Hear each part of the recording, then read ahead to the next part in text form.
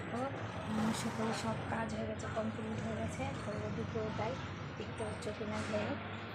তো এই যে প্রফেশনাল এই যে মাছের রেস্টুরেন্ট, আর এই যে আমি এখন রান্না করছি। রান্না বলতে পালং শাক, চিংড়ি দিয়ে পালং শাক করছি। এদিকে ভাজা মাছ আছে, এই যে ভাজা মাছ এখানেও করবো, নিচেও আছে দেখতে পাচ্ছ তোমরা। এই যে দেখতে পাচ্ছি যে চিংড়ি মাছ আছে, তো করবো চলো। আর এই ধনে পাতা বাটা করব। তো এখন চলো দেখাচ্ছি তোমাদেরকে। ভাত বসাইনি, ভাতটা পরে বসাবো। তো আজকে আমি এখানে রান্না করে নিচ্ছি, আগে তরকারি করে নিচ্ছি। তো আজকে রোদ উঠেছে, কয়েকদিন ধরে বৃষ্টি পড়ছিল, তো রোদ উঠেছে।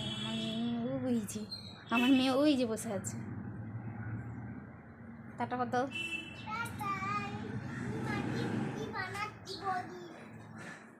তো চলো এখন রাখছি, টাটা।